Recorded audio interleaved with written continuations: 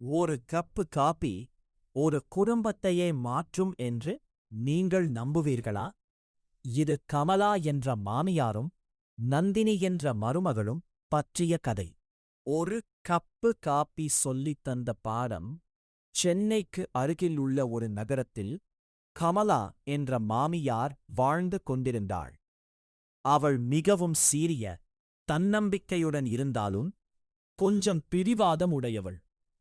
அவளுடைய மகன் அருண் ஒரு ஐடி நிறுவனத்தில் வேலை பார்த்தான். ஒரு நாள் அருணுக்கு நந்தினி என்ற பெண்ணுடன் திருமணம் நடந்தது. நந்தினி ஒரு படித்தவள், ஆனால் மிகவும் எளிமையானவள். எல்லோரையும் மதிக்கும் தன்மை கொண்டவள். திருமணத்துக்குப் பிறகு நந்தினி வீட்டுக்கு வந்தாள். ஆரம்ப நாட்களில் எல்லாம் நன்றாக இருந்தது. ஆனால் சில நாட்களில் கமலா நந்தினியின் ஒவ்வொரு செயலையும் கவனிக்க ஆரம்பித்தாள். நந்தினி, நீ காஃபி சரியா போடவே தெரியல. இது வீட்டுல எப்போதுமே இப்படித்தான் நடக்கும். நீ மாற்ற முடியாது. என் முறையை பின்பற்றணும் என்று அடிக்கடி கூறுவாள். நந்தினி அமைதியாக கேட்டுக்கொண்டாள். அவள் மனதில், அம்மா என்னை ஏற்றுக்கொள்ள கொஞ்சம் நேரமாகும் என்று நினைத்தாள். ஒரு நாள் காலை கமலா தனது நண்பி வீட்டுக்குப் போக தயாரானாள். போகும் முன், நந்தினி, நான் வருவதுக்குள் காஃபி பண்ணி வை. நான் வரும்போது சரியா இருக்கணும் என்று சொல்லிவிட்டு போனாள். நந்தினி கவனமாக காஃபி தயாரித்தாள். கமலா வந்ததும் காஃபி குடித்தாள். உடனே முகம் சுளித்தாள். இது என்ன காஃபி? சுவையே இல்ல என்று கோபமாக சொன்னாள். நந்தினி சிரித்தபடி, சரி அம்மா, இன்னொரு கப் பண்ணி கொடுக்கிறேன் என்றாள். அடுத்த நாள் மீண்டும் அதே சம்பவம். கமலா எப்போதும் குறை கூறிக்கொண்டே இருந்தாள். ஒரு நாள் நந்தினி ஒரு முடிவு எடுத்தாள். அன்று காலை அவள் 2 கப் காஃபி தயாரித்தாள். ஒன்று அவள் வழியில், இன்னொன்று கமலா வழியில்.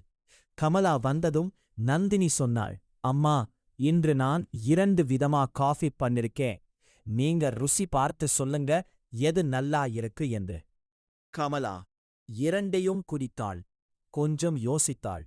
இது நல்லா இருக்கு என்று ஒரு கப்பை காட்டினாள்.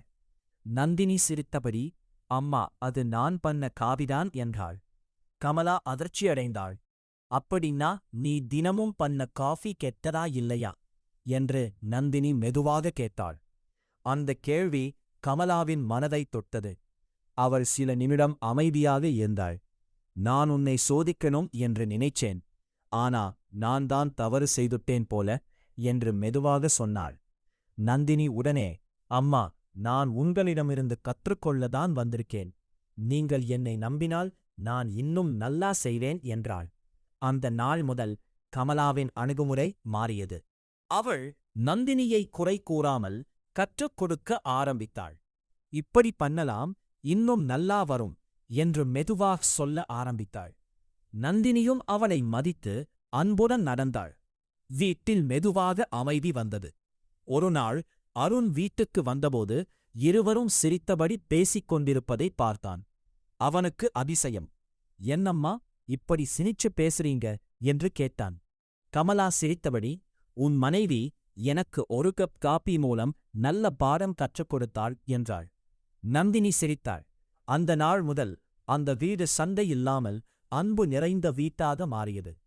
கதையின் நெறி: ஒருவரை குறை கூறுவதற்கு பதிலாக புரிந்து கொண்டு வழிகாட்டினால் உறவு இனிமையாக மாறும். அன்பும் பொறுமையும் எந்த மனதையும் மாற்றும்.